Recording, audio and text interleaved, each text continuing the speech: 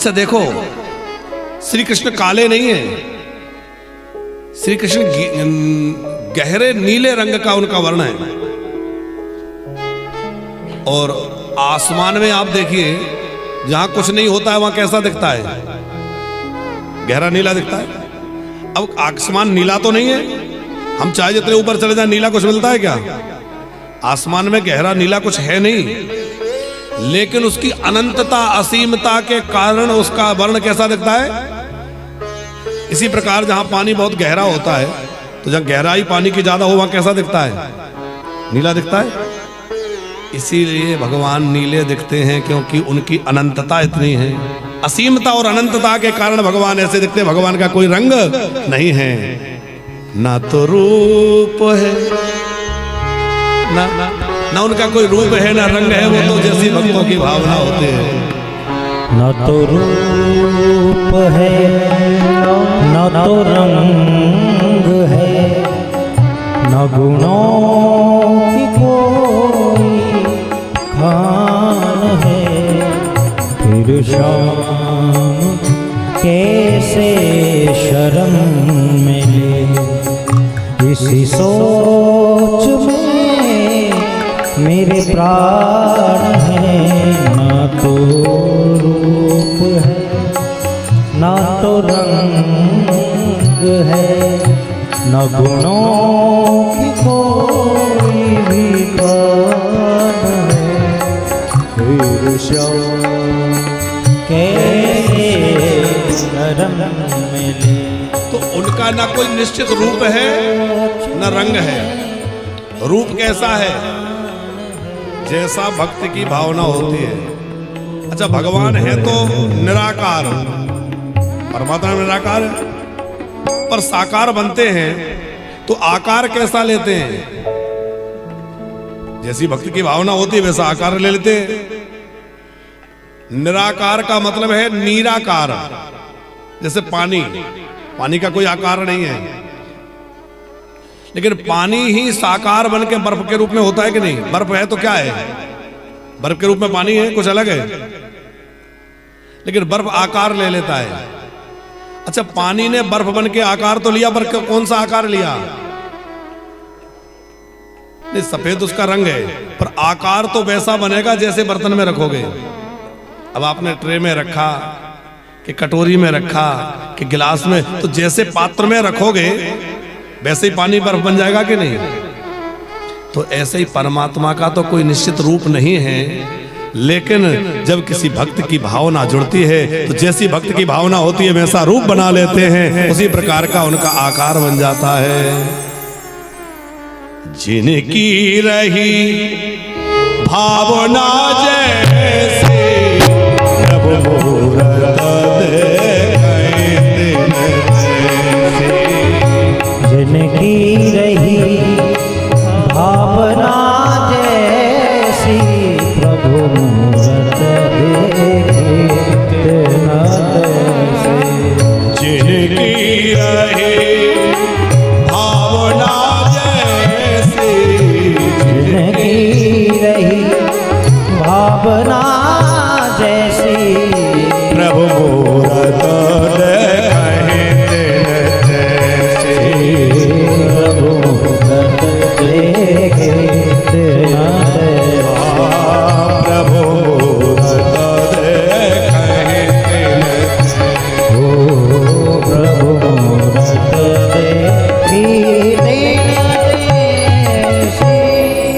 गर्गाचार्य जी ने नामकरण किया, और नामकरण करते हुए क्या कह रहे हैं? प्राज्ञं वसुदेवस्य क्वचित् जातास्तवात्मजा, वासुदेव इति श्रीमान् विज्ञः सम्प्रचक्षते। अरे मैया, अरे यशोदा, तेरा ये लाला कभी वसुदेव जी का लाला भी बन चुका है, इसलिए इनका एक नाम श्रीमान वासुदेव भी होगा। मैया बोली, कभी बन चुका होगा, उससे मुझे क्या, अभी तो मेरा है। बोले हाँ, अभी तो बिल्कुल तुम्हारा ही है।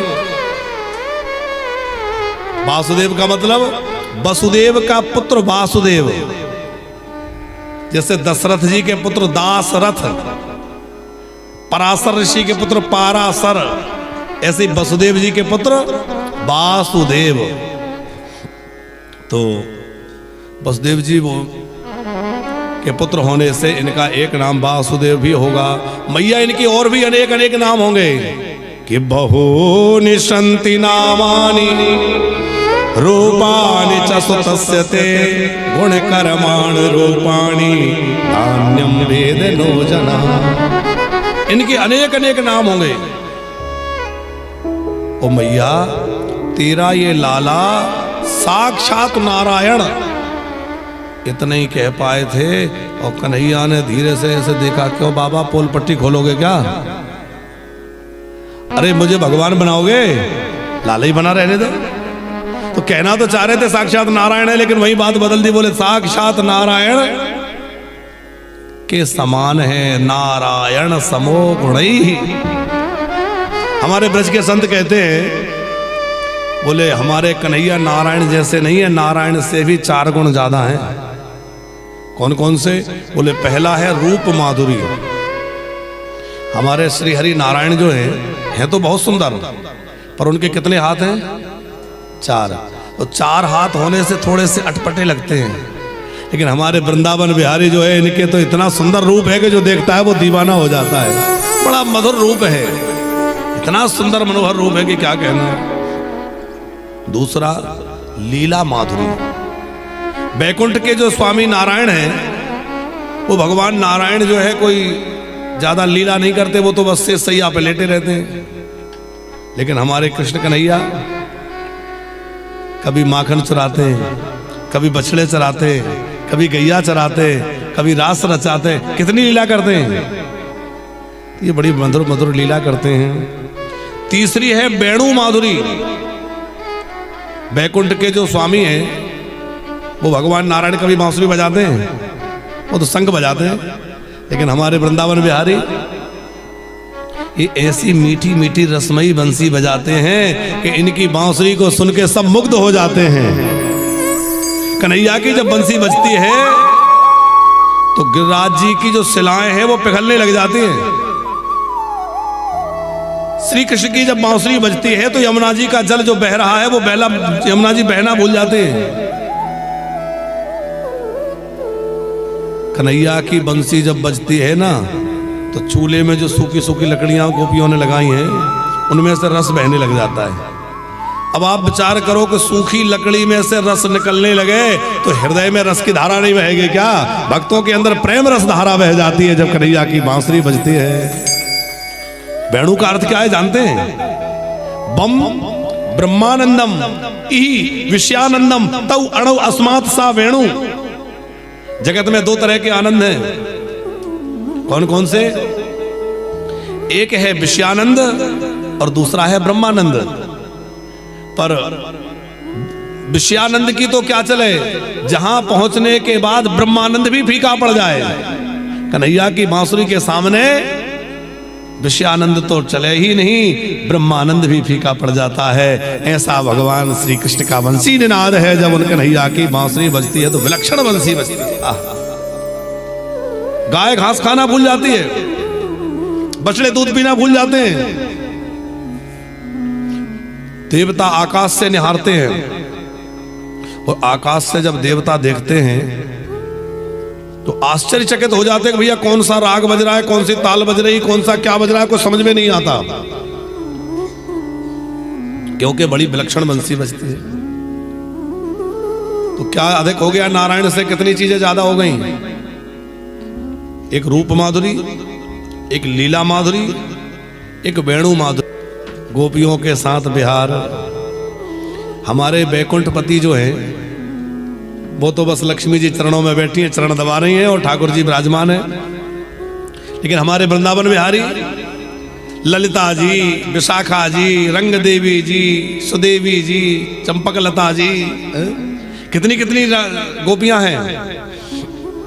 इन गोपियों के मध्य में बड़ी रास लीला होती है, बड़ी सुंदर लीला कन्हैया की होती है। कभी कोई गोपी के घर पहुंच जाते हैं और गोपी कहती है लाला क्या बात है? कन्हैया बोले बड़ी जोर की भूख लगी है। गोपी बोलती है लाला देखो भोजन तो माखन तो मिलेगा पर माखन ऐसे नहीं मिलेगा, कुछ काम करना पड़ेगा। बोले कहाँ काम करना पड़ेगा? बोले ऐसा कर हमारे घर गाय का गोबर हमें उठाना है तो डलिया बहुत भारी उठाई नहीं जा रही, जरा सहयोग करो। कितना माखन खिलाओगे? बोले जितनी बार तो गोबर की डलिया उठवाएगा उतनी लौट दे माखन दूंगी। तो कन्हैया उस गोपी की गोबर की डलिया उठवा रहे हैं, किसके लालच में? माखन के लालच में। और इतना ही नहीं, कभी कभी गोपियां कहती हैं कि मटकी उठवाओ तो मटकी उठवाने लगते हैं। कभी राधा जी के साथ बैठकर बड़ी मधुर लीला करते, कभी कभी राधा जी कहती है अच्छा एक काम करो तुम राधा बनो मैं कृष्ण बनूंगी, तो कन्हैया को राधा बना देते हैं और राधा जी कृष्ण बन जाते हैं। तो अब आप बताओ ऐसी लीला बैकुंठ में होती है क्या? बैकुंठनाथ तो बैकुंठनाथ है, पर हमारे कन्हैया सूरदास बाबा ने बड़ा प्यारा वर्णन किया है कि श्री राधा जी कह रही हैं कि प्यारे तेरी बंसी ने बजाओ, तेरी बंसी ने बजाओ, ओ मुरली ने बजाओ, मुरली ने बजाओ, मुरली ने बजाओ, मुरली ने बजाओ, अरे प्यारे तेरी मुरली ने बजाओ, ओ प्यारे तेरी मुरली ने बजाओ।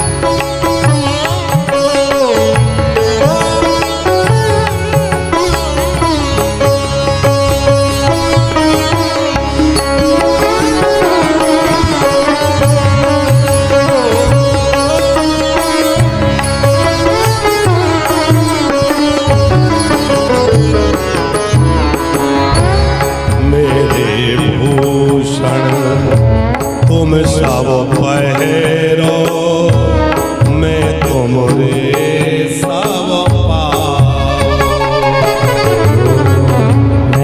राधा जी कह रही है मेरे आभूषण तो आप पहन लो और आप अपनी पीताम्बरी कटी कांचनी मुझे दे दो। हमारी बिंदिया तुम ही लगा, हमारी बिंदिया तुम ही लगा, मैं सर मुकुट धरा, मैं सिर मुकुट धरा, प्यारे तेरी मुरली बजाओ, प्यारे तेरे मुरली बजाओ। अब देखो कितना प्यारा भाव है। श्री राधा जी कह रही है हे श्याम सुंदर आप हमारे वस्त्र पहन लीजिए, लहंगा फरिया पहन के राधा बन जाइए और हम कृष्ण बन जावे। और अभी तुम क्या करते हो? अपने सखाओं के साथ आ जाते हो, हमारी राह रोक ले, हमारा दही लूट लेते हो, दही खा जाते हो। और जब हम कृष्ण बन जाएंगे तो हम अपने सखाओं को लेकर के दही लूटने आएंगे। तुम दधी बेचन जाओ वृंदावन, मैं मग रोकन आऊं, मैं मग रोकन आऊं, तुमरे सिर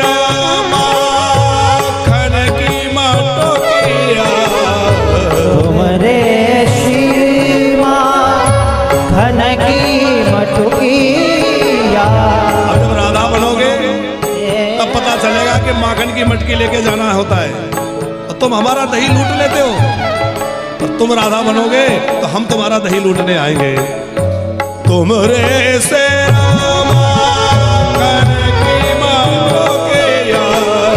तुमरे सिरा माखन की मटकी, मैं मिल वाले लुटाऊं,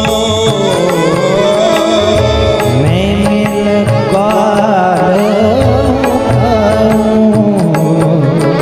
यारे तेरी मुरली ने बजाओ, प्यारे तेरे मुरली ने बजा।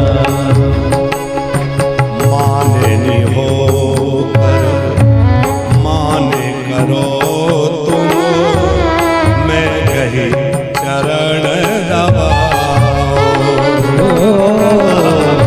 मैं गए चरण दबाऊं। अब देखो क्या होता है कि जब भी हमारी स्वामिनी जी श्री राधा रानी रूठ कर बैठ जाती हैं तो श्याम सुंदर बड़ी चेष्टाएं करके उनको मनाते हैं, राधा जी के चरण दबाने लगते हैं।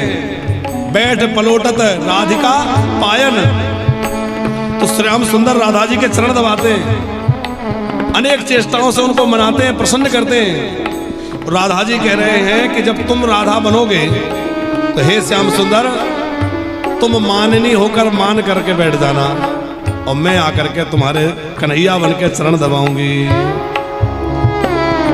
माने नहीं हो कर माने करो तुम, मैं कहीं चरण दबाऊं,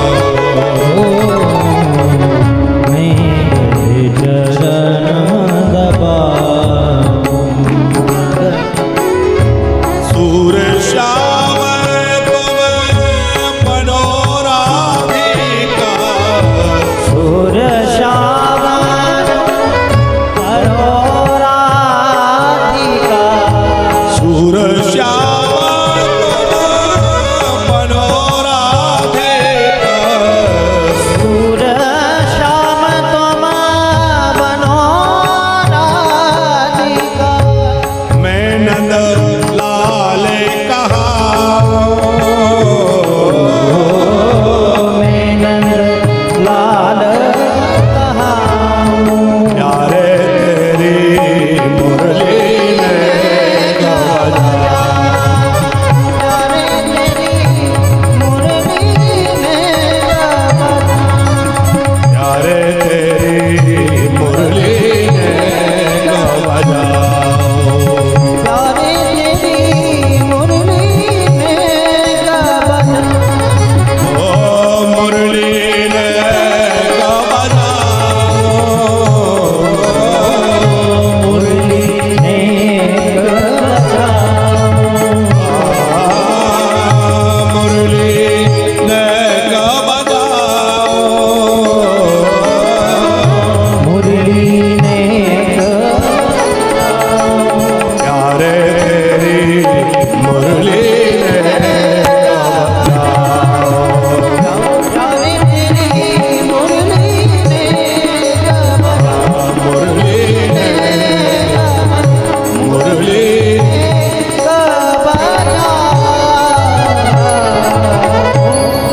बोले कृष्ण कन्हैया लाल की। जय हो। तो ये है उनकी प्रिया माधुरी, प्रियाओं के बीच में गोपियों के मध्य बड़ी सुंदर लीला ठाकुर जी करते हैं। देखो हमारे आचार्य श्री भी आज पधारे हैं, जो कोलकाता में ही विराजते हैं और यहाँ मंदिर में ठाकुर जी की सेवा में रहते हैं, और बड़े अच्छे आज कृपा पूर्वक आप कथा में पधारे, बहुत बहुत स्वागत है। तो हम आपको सुना रहे थे कि गर्गाचार्य जी ने नामकरण संस्कार करते हुए कहा कि नारायण समो गुण ही, नारायण जैसे गुण हैं।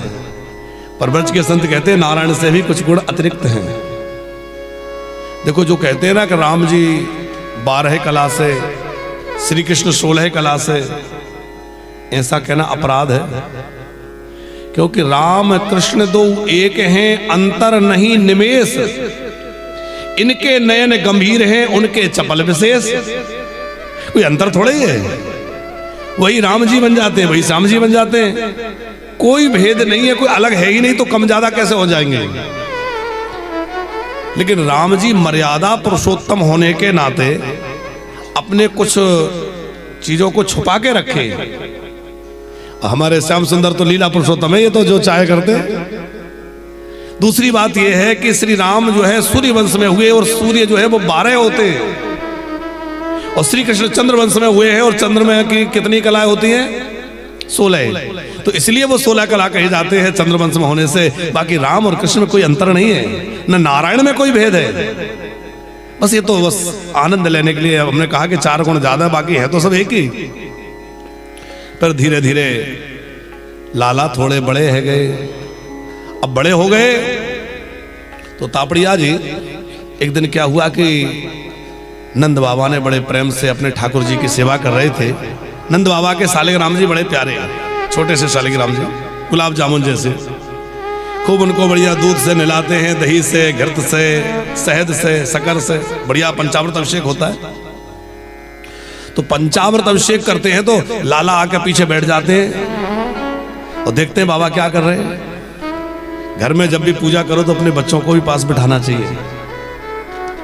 हमारे वैश्य समुदाय में तो ये बात विशेष है कि बच्चों को आगे रखते हैं, लेकिन कई जगह हम देखते हैं कि बच्चों को पूजा पाठ से मतलब ही नहीं है। यहाँ तो बच्चे इतने कथा भी सुन रहे हैं, बैठते हैं, आते हैं, लेकिन कई जगह तो बच्चे मतलब ही नहीं रखते हैं। अरे महाराज वो तो बच्चे हैं। अरे बच्चों में ही तो संस्कार आना जरूरी है। देखो सुधार किसमें आवश्यक है? बच्चों में। अब हम लोग कहें कि भैया माँ बाप की सेवा करो, माँ बाप देवता है, भगवान है, तो बच्चों को कहेंगे सुनेंगे जब भी तो वो सेवा करेंगे। अब बुढ़ों से कहो वो क्या करेंगे, वो तो उनके माँ बाप तो गए, अब तो सेवा कराने के स्थिति में। तो बच्चों में ये बात आना चाहिए। पर बड़ी विडंबना है कि आजकल बच्चे कथाओं में आते नहीं है। अब बच्चे कथाओं में नहीं आएंगे तो हमारी बात तो वो सुनेंगे नहीं। आप लोगों से आग्रह है कि बच्चों को पूजा में, पाठ में, सत्संग में, कीर्तन में साथ रखा करो। बच्चे हमारी संस्कृति से, हमारे धर्म से, धर्म की गहराई से परिचित हो। देखो जब हमारे धर्म की गहराई बच्चों को पता नहीं होती है तो क्या होता है परिणाम? दूसरे धर्म के लोग उनको बरगलाते हैं। वो कहते हैं तुम्हारे धर्म में तो ये गड़बड़ी है, ये खराबी है, ये खराबी है। अब बच्चों को तो कुछ पता नहीं है, उन्हें तो कभी पढ़ा सुना तो है नहीं, वो मान लेते हैं बिल्कुल ठीक कह रहे हो। वो लोगों के आकर्षण में आ जाते हैं, लोगों को बहकावे में आ जाते हैं, और वो हमारे लाखों लाख वर्ष पुराना जो सनातन धर्म है, जो दुनिया का अद्भुत और महान धर्म है, या दुनिया का एकमात्र धर्म जिसको कहा जा सकता है वह सनातन धर्म है, उसको छोड़ करके लोग इधर उधर चले जाते हैं। उसका कारण है कि हम अपने बच्चों को सनातन से नहीं जोड़ पाते हैं। अपने बच्चों को साथ बिठाएं पूजा पाठ में, कथा में। तो जब नंद बाबा पूजा करते हैं, कन्हैया पीछे आगे बैठ जाते हैं और बड़े प्रेम से दर्शन करते हैं। एक दिन कन्हैया के मन में आया तापड़िया जी कि रोज रोज बाबा शहद से नहलाते हैं, घी से, शक्कर से नहलाते हैं, तो ये सालिग्राम कितने मीठे हो गए होंगे। एक दिन बाबा ने बढ़िया पूजा करी, तुलसी पधराई और भोग लगाया, और भोग लगा के बाबा थोड़ी माला लेके आंख बंद करके और माला जपने लगे। तब तक कन्हैया धीरे से आए, सालिग्राम जी को उठाए और गप कर गए। अब मुंह में रख के, मुंह फुला के पीछे बैठे। बाबा ने देखा, जब आंख खोली तो सालिग्राम जी को प्रणाम करूं तो सालिग्राम जी तो है ही नहीं। अरे मेरे सालिग्राम कहां गए, अरे मेरे सालिग्राम कहां गए। कन्हैया की तरफ देखो तो मुंह फुलाए बैठे। क्यों रे तेरा मुंह ये गोलगप्पे जैसा कैसे हो गया, क्या है तेरे मुंह में? अब कन्हैया मुंह ना खोले। बाबा ने ऐसे दबाया, सालिग्राम जी बाहर आ गए। अरे यशोदा देख तो सही तेरे लाला को, ये कितना उद्यमी है, मेरे सालिग्राम। मैया बोली क्यों रे, कैसी शरारत क्यों करता है? कन्हैया बोले मैया मैंने सोची रोज रोज सालिग्राम जो है शहद से नहाते हैं, कितने मीठे हो गए होंगे, थोड़ा देखो तो सही। अरे लाला ये जय जय है। अब मन में कन्हैया सोच रहे हमसे बड़े जय जय कौन होंगे, हम ही तो जय जय। अब धीरे धीरे बड़े हो गए तो अब दाऊ भैया के साथ में, अपने बलराम जी के साथ में कभी थोड़ा आगे बाहर निकल जाते, कभी बंदरों से खेलते, कभी गैयाओं के पास पहुंच जाते, कभी कुएं में झांकते। एक नंदी था नंद बाबा के यहाँ, बड़े बड़े सिंह थे जिसके। पास में गए, नंदी बैठा था और बैठे बैठे नंदी का एक सींग तो कन्हैया ने पकड़ा, एक दाऊ भैया ने पकड़ लिया। कितना प्यारा है। फिर उसके नथुनों में उंगली चलाने लगे, ये क्या है? और उसकी जब ज्यादा छेड़खानी करने लगे तो वो बेचारा पहले तो बहुत कोशिश किया कि बैठा रहूं, फिर जब उसके नथुने में उंगली कुछ चलाई वो उठ के खड़ा हो गया। अब खड़ा हो गया तो दोनों तरफ दोनों लटके, एक तरफ कन्हैया एक तरफ बलराम। मैया बचैयो, मैया बचैयो। मैया ने देखी, अरे ये क्या भयो? मैया आई तो नंदी जी को लगा कि अब मेरी होगी पिटाई, तो नंदी भागे, अब दोनों लटके। नंदी जी ने सोचा क्या करूं, फिर जाएंगे तो चोट लग जाएगी। तो एक बड़ी सी गोबर की हेल थी, गोबर का ढेर लगा था, वहां नंदी जी ले गए और धीरे से पधरा दिए और गोबर में सराबोर हो गए और बोले मैया आज तो आनंद आ गया। क्योंकि गैया के गोबर में पहुंच के तो लाला बड़े खुश हो जाते हैं, खूब आनंद। मैया सजा धजा देती है और जाकर के लोट लगा लेते हैं, कीचड़ में लौट जाते हैं। मैया कहती क्यों रे लाला, मैंने इतना बढ़िया श्रृंगार करो और तूने सब करो धरो बेकार कर दिया? तू कोई पिछले जन्म को सुअर है का? दाऊ भैया की तरफ देख के मुस्कुराते हैं। मैया को लगता पता लग गया कि मैं ही तो बराहा रूप में धारण किया था, बराहा तो मैं ही हूं। बड़ी सुंदर लीला है। थोड़े और बड़े भय, कभी कहते हैं मैया मैं तो चंद्र खिलौना ले हूं, मैया मैं तो चंद्र खिलौना ले हूं, पैर पटक पटक के रोने लगते हैं। मैया कहती है लाला ये अच्छा नहीं है, देख इसमें काला काला धब्बा है, ये तेरे मतलब का नहीं है। कहते नहीं नहीं मैया मैं तो चंद्र खिलौना ले हूं। और नहीं देगी तो सुना मैया, सुरभि को पे पान न करे हो, बेणी सिर न गुथई हो। तू जो मुझे गैया का दूध पिलाती है ना कटोरा भर के, और क्या कहती है मैया, लाला तू दूध पी लेगा तो तेरी चोटी बड़ी हो जाएगी। और कन्हैया चोटी पे हाथ घुमाते जाते हैं, दूध पीते जाते हैं और कहते हैं मैया मेरी कबे बढ़ेगी चोटी, मैया मेरी कबे बढ़ेगी चोटी। इतनी इतना वो दूध पिए तो भाई ये आज हुए है छोटी, मैया मेरी कबे बढ़ेगी चोटी। एक जमाना था तापड़िया जी जब बड़ी चोटी होना बड़े गर्व की बात मानते थे। आजकल तो भाई लोगों की चोटी गई तो गई, अब तो बहनों की चोटी भी धीरे धीरे छोटी हो रही है? पर हमारे पूर्वजों ने गर्दन कटवाना स्वीकार किया पर चोटी नहीं कटाई। जब मुगलों का आक्रमण हमारे देश में हुआ, मुगलों ने कहा ये चोटी हटाओ, तिलक मिटाओ, हमारे पूर्वजों ने गर्दन कटा ली लेकिन चोटी नहीं कटाई। आज हम लोगों ने खुद ही सब हटा दिया। आज तो हमारे ऊपर कोई संकट नहीं है, फिर भी हम चोटी रखने में सब चाह रहे हैं। हाँ पश्चिम बंगाल की हालत तो खैर अलग है, वो आप लोग जानते हैं। लेकिन बाकी प्रांतों में जो लोग इस समय आस्था चैनल के माध्यम से जुड़े हैं, तो हम तो इस व्यास मंच पर यहाँ आए हैं, पश्चिम बंगाल में बैठे हैं। श्री ठाकुर जी से प्रार्थना करें कि प्रभु यहाँ भी ऐसी कृपा करो कि खूब सनातन की ध्वजा लहराए और खूब सनातन का परचम लहराए। भागवत जी चल के यहाँ आई हैं और व्यासपीठ से हमारी प्रार्थना है, हार्दिक प्रार्थना, ठाकुर जी अवश्य पूरी करेंगे। कुछ ना कुछ लीला होगी, क्योंकि जब जब धर्म की हानि होती है, संत महापुरुषों पर कष्ट होता है, तो कोई ना कोई रूप में भगवान लीला अवश्य करते हैं। धर्म संस्थापनार्थाय संभवामि युगे युगे, भगवान तब तब किसी न किसी रूप में प्रकट होते हैं, कोई लीला अवश्य होगी। तुम मैया मेरी कबहू बड़े, अब मैया से कह रहे हैं तू मुझे बार बार दूध पिलाती है, लेकिन यदि तूने चंदा नहीं दिया तो सुरभि को पे पान न कर हो। मैया बोली दूध तू नहीं पिएगा तो मैं तेरे बड़े भैया को बलराम को पिला दूंगी। कन्हैया को लगा ये बात तो कहीं बेकार, तो दूसरी बात बोले बेणी सिर ना गुथई हूं। तू मेरी बड़ी सुंदर चोटी गूंथती है ना, मैं चोटी नहीं गुथवाऊंगा। मैया बोली लाला तू चोटी नहीं गुथवाएगा तो कोई बात नहीं, मैं तेरे बड़े भैया की चोटी बना दूंगी। तेरे बाल बिखर जाएंगे, उलझ जाएंगे, मेरा क्या जाएगा। कन्हैया को लगा ये बात भी बेकार गई, तो बोले मोतिन माल धरो नाही मोर पर, कंठ कठला ना धरई हूं। तू मुझे जो मोतियों की माला पहनाती है, सुंदर सुंदर कड़ूले धारण कराती है, मैं ये सब कुछ नहीं पहनूंगा, सब फेंक दूंगा। मैया बोली इसमें मेरा क्या बिगड़ जाएगा।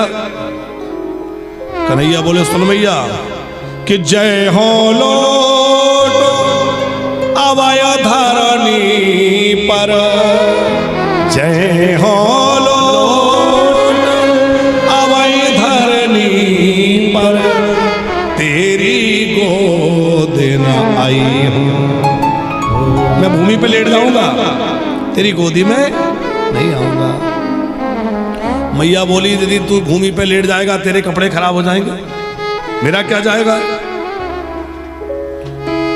कन्हैया बोले सुन मैया गाएं हमारे, अब हम ज्यादा इसलिए नहीं गा रहे कि बहुत भजन हो जाएंगे, लोग कहेंगे तो बहुत भजन ही भजन गाते हैं।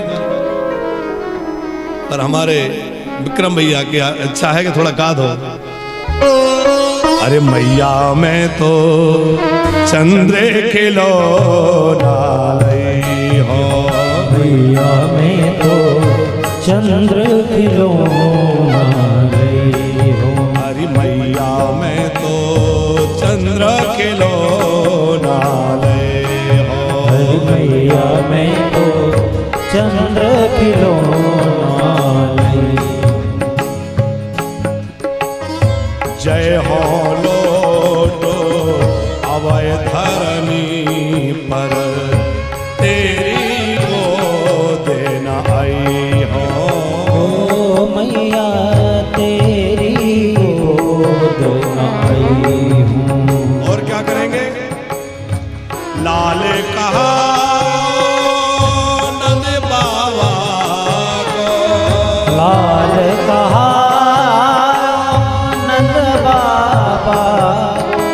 सबसे कह दूंगा कि मैं अपनी मैया का लाला नहीं हूं, मैं यशोदा जी का लाला नहीं हूं, तो मैं तो कह दूंगा कि मैं नंद बाबा का लाला हूं। लाल कहा नंद बाबा को, लाल कहा नंद बाबा, तेरो सुत ना कहई हो, तेरो कही हूँ।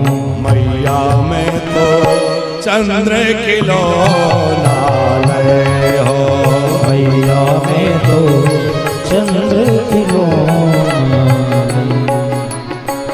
अब मैया को लगा कि ये तो बड़ी गड़बड़ बात है, सब कुछ मैया सहन कर ले, पर ये बात कैसे सहन करे कि लाला कह दे कि मैं तेरा लाला नहीं हूं, ये सहन नहीं होगा। तो मैया ने कन्हैया के पास में जाके कान में कुछ कहा। विक्रम भैया क्या कहा। कान लगाए समझाए यशोदा, कान लगाए समझाए यशोदा, बल देवई ना सुनई हो। ओ बलदेव देख लाला, सुनई हो। मैं तुझे एक गुप्त बात बतला रही हूं, तू अपने बड़े भैया को भी मत बताना। कन्हैया बोले हाँ हाँ बताओ क्या।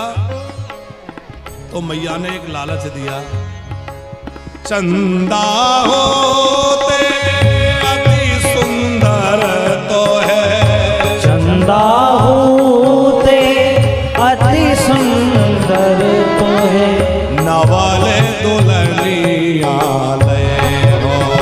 मैया नवल दुल्हनिया ले। यशोदा जी बोली देख लाला, इस चंद्रमा में तो काला धब्बा है, इस चंद्रमा से भी बहुत ज्यादा सुंदर तुझे बड़ी सुंदर नवल दुल्हनिया लई हो। और जैसे दुल्हनिया की बात सुनी तो कन्हैया चंदा भूल गए। अब क्या बोले, मैया मैं तो अबई बिहान जाइयो, अब तो जल्दी से दुल्हा बना और जल्दी से दुल्हनिया ले आ। हो मेरी सुन तेरी सोमैया, मेरी सुन तेरी सोमैया, आवही विवाहन जई हो, आवही विवाहन जई हो।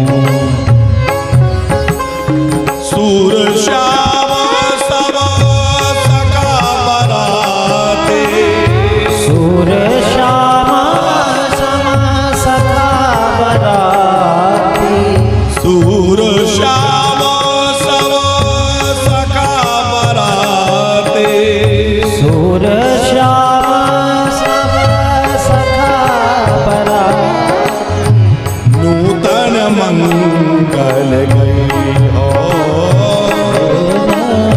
मंगल गई हो। अरे मैया मैं तो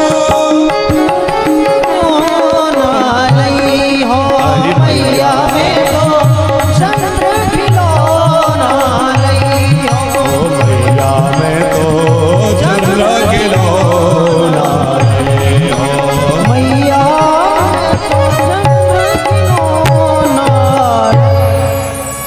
मैया मैं तो चंद्र खिलौना ले हो। अब चंद्रमा तो भूल गए, अब का कहने लगे, अब तो नवल दुल्हनिया लाई हो। मैया बोली छोटी सी दुल्हनिया ला दूंगी, क्या करेगा? बोले जब गैया में जाऊंगा तो जेब में रख ले जाऊंगा। अब कन्हैया तो कन्हैया है, कन्हैया की तोतली बातें सुन सुन करके मैया बड़ी मुदित होती है, बाबा बड़े प्रसन्न होते हैं। अब लाला जब थोड़े से और बड़े हुए ना तो ग्वाल वालों की एक बना ली अंदर टोली, नाम रख दिया बाल गोपाल चौर विद्या प्रसारण मंडल, और 3.5 वर्ष के कन्हैया बन गए उसके प्रेसिडेंट। हाँ, बोले क्यों रे मधुमंगल, ये तू 1.5 हड्डी का इतना दुबला पतला क्यों है? अरे बोले ब्राह्मण को छोरा हूं, थोड़ी बहुत गैया है, दूध दही ज्यादा होता नहीं है, जो होता है कंस के यहाँ भिज जाता है, मैं खिलाऊंगा अपने घर से। बोले ना, तो कमा के? बोले ना ना, तो बोले चोरी करके खिलाऊंगा। अरे चोरी, अच्छा देखो कन्हैया ने चोरी क्यों कराई, इसके पीछे 2 भाव आपको बतला मैं। एक तो व्यावहारिक कारण यह है कि गोप ग्वालों के घरों से दूध दही माखन जो है कंस के यहां कर के रूप में जाता था, तो श्री कृष्ण ने विचार किया कि हमारे ब्रज का जो दही है, माखन है, घी है, वो हमारे यहां से बाहर क्यों जाए? यहाँ के बच्चे खाएंगे, हम लोग खाएंगे। हमारे यहाँ की जो बढ़िया बढ़िया चीजें हैं वो हमारे उपयोग में आना चाहिए कि नहीं? अब आजकल क्या होता है, जो बढ़िया बढ़िया चीजें हैं उनको तो विदेशों में भेज दिया जाता है, भेज रहे हैं कि नहीं? तो पहले तो हमारे लोगों का अधिकार होना चाहिए, बढ़िया जो उत्तम वस्तुएं हैं उन उत्तम वस्तुओं पे हमारे लोगों का अधिकार हो। कन्हैया ने कहा हम थोड़ा सा भुगतान पूरा कम करना, बोले बाहर हम बाद में भेजेंगे, पहले हम लोग खाएंगे। हाँ। तो ज्यादा कम हो गया।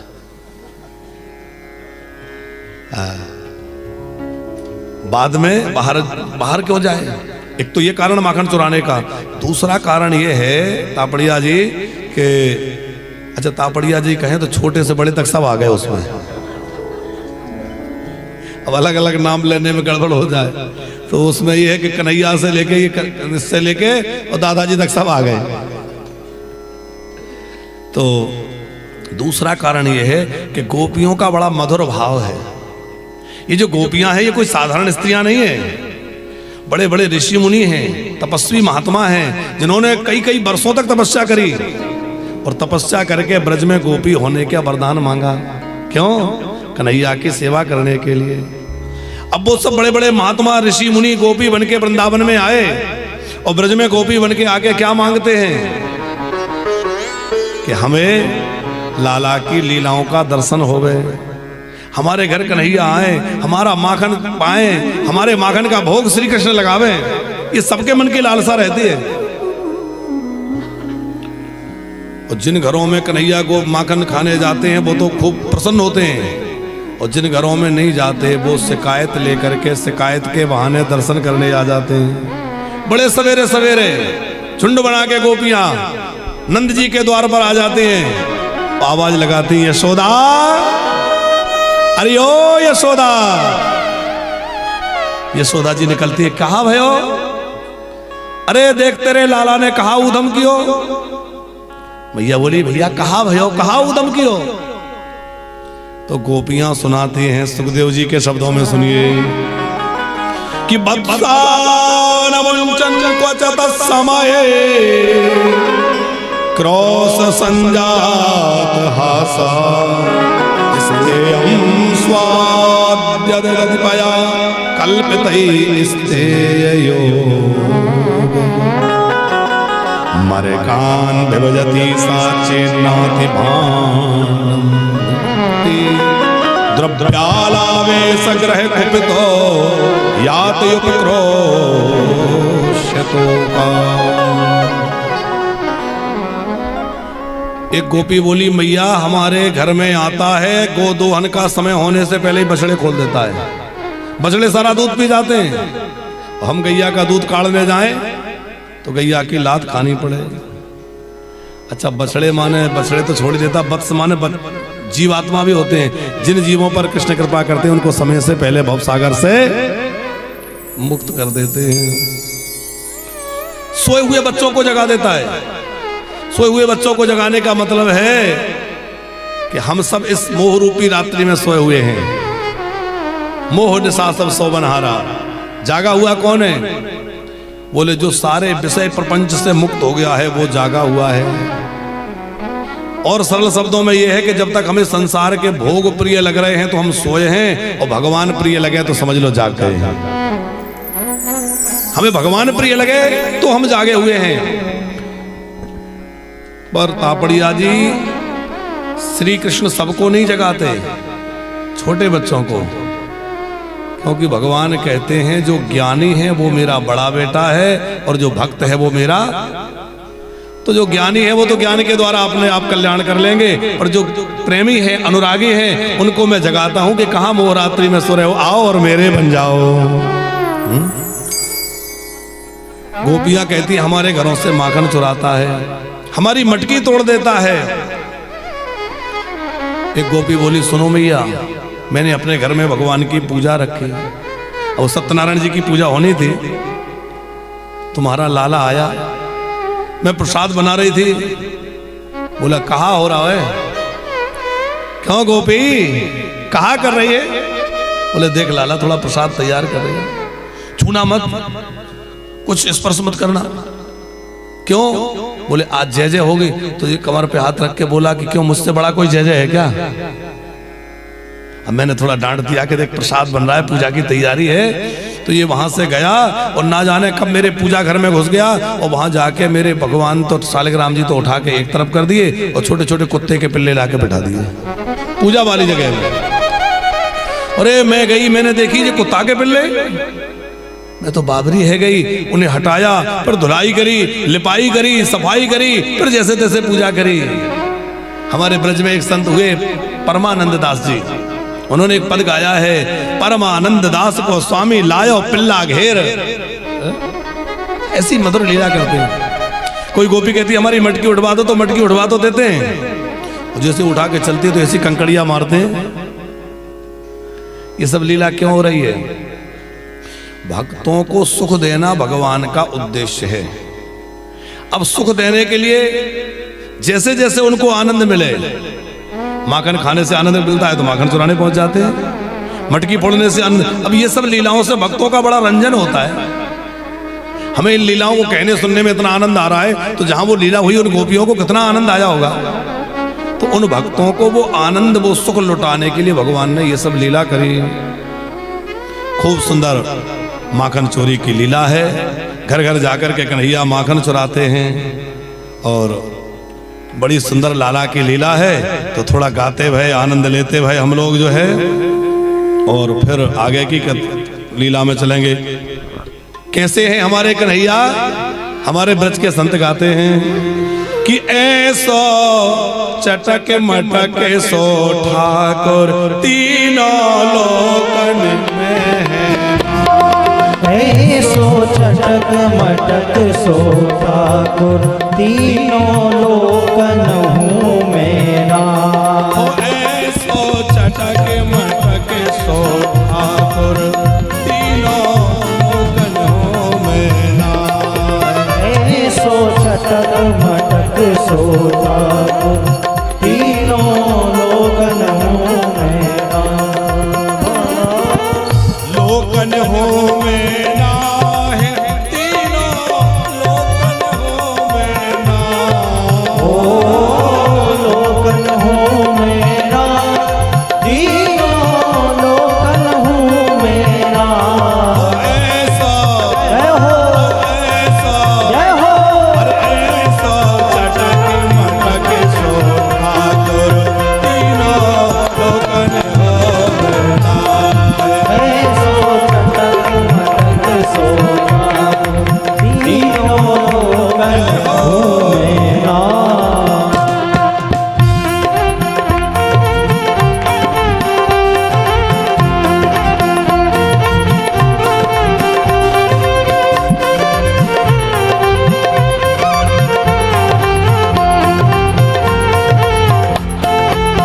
जय हो।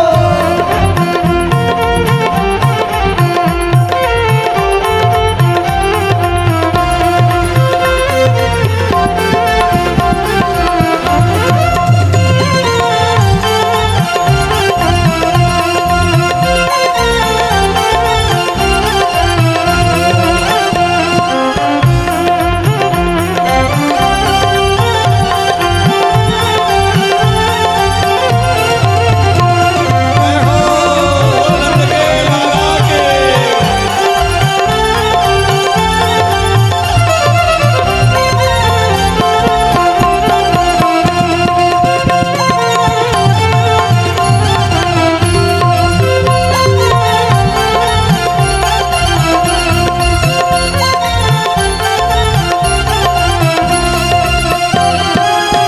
तीन ठोर ते टेढ़ो दिखे। तीन ठोर ते टेढ़ो दिखे। अटती सी चाहत यह सीखे सीखे। हट किसी चलगत यह सीखे। तीन ठोर से टेढ़ो दिखे। तीन ठोर ते टेढ़ो दिखे। टेढ़े नैन चलावे दिखे। टेढ़े नैन चलावे दिखे।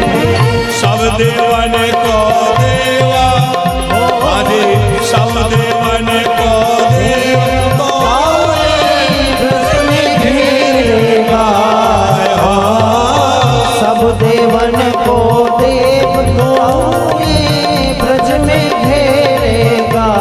ओ ऐसा ओ ऐसा अरे ऐसा चटक मटक सो ठाकुर तीनों लोकन हो मेरा। ऐसो चटक मटक सो ठाकुर तीनों लोकन हूँ मेरा। जय हो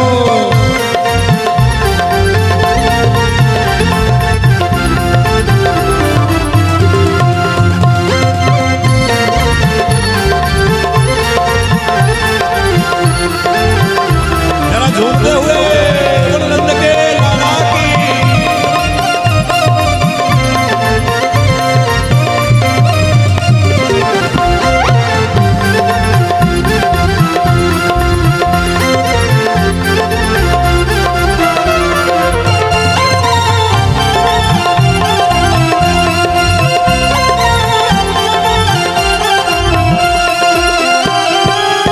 बड़े बड़े असुरन को मार्यो।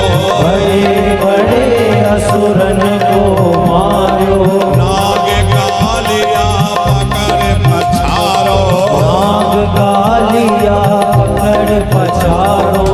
देखो हमारे ब्रज के जो ठाकुर हैं बड़े बड़े असुरों को मारने वाले हैं, कालिया नाग को पछाड़ने वाले हैं। लेकिन ग्वाल वालों के साथ जब खेलते हैं और खेल खेल में हार जाते हैं तो घोड़ा बन के और मधुमंगल आदि को ढोते हैं। हर सात दिनों तक गिरवर धारो। 7 दिनों तक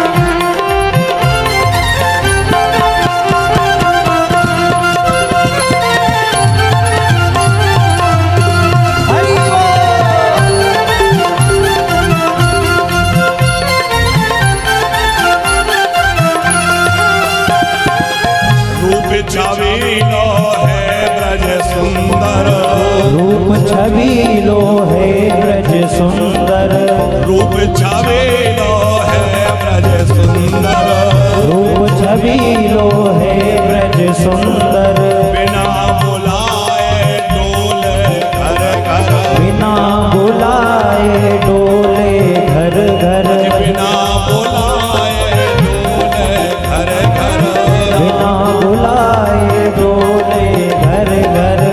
प्रेमी ब्रज गोपिन को चाकर, प्रेमी ब्रज गोपिन को चाकर, ऐसो प्रेम बड़ो माखन की चोरी कर भेजा। ऐसो प्रेम बड़े माखन की चोरी कर भेजा। ओ ऐसा, जय हो ओ ऐसा, ओ ऐसा चटक मटक सोना कर तीनों लोकन हो। चटक मटक सो ठाकुर तीनों लोकन हो मेरा। लोकन हो मेरा, तीनों लोकन हो मेरा। हाँ लोकन हो मेरा, तीनों लोकन हो मेरा। लोकन हो मेरा, तीनों लोकन हो मेरा। ओ लोकन हो मेरा, तीनों लोकन हो मेरा। ओ ऐसा, रहो ओ ऐसा, रहो ओ ऐसा चटक मटक सोना कर तीनों लोकन हो मेरा। ओ ऐसो चटक मटक सो ठाकुर तीनों लोकन हो मेरा।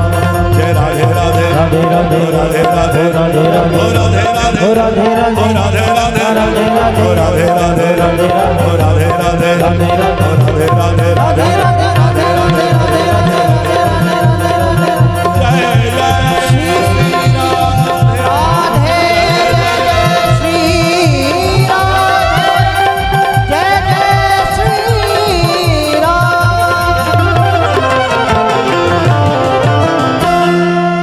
लोकन हो में ना है, तीनों लोकन हो में ना।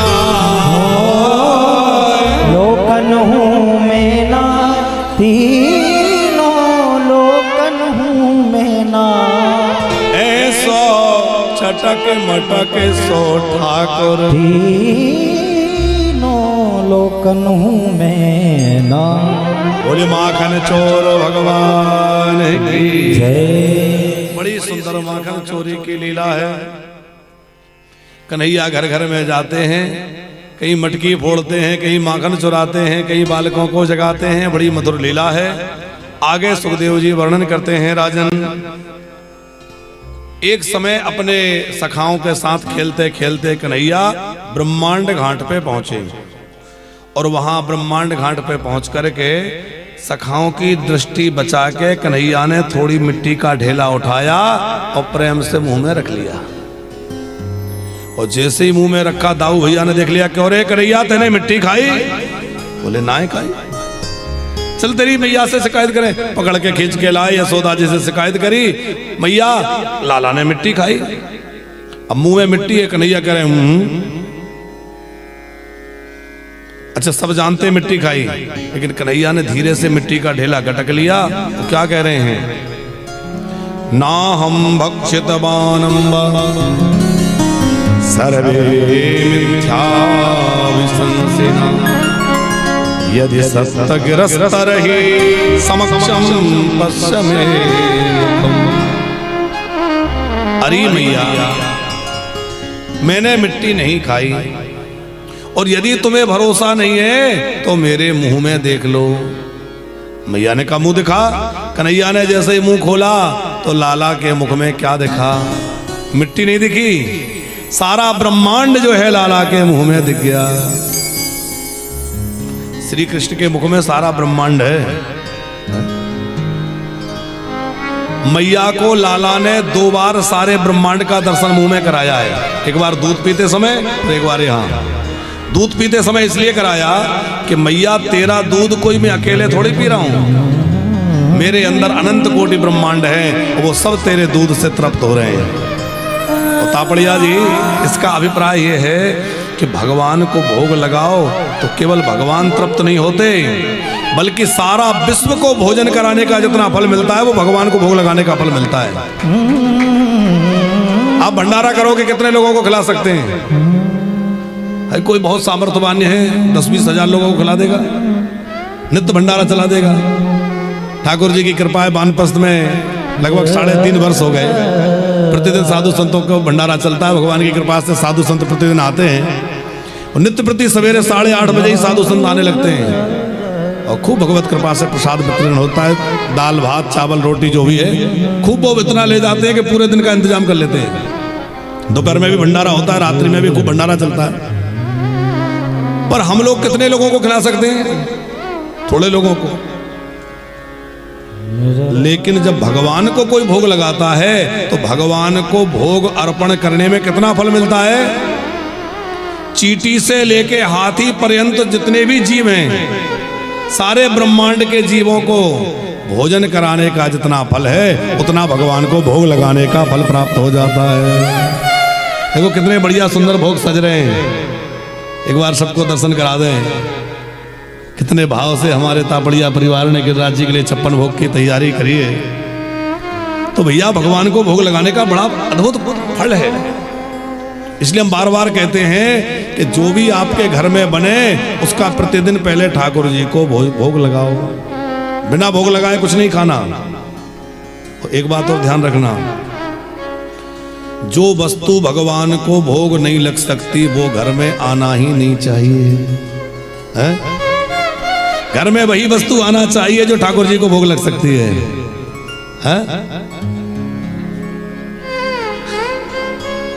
हमारी यशोदा मैया कह रही है कि नहीं खाने वाली चीजें आजकल घुस गई हैं।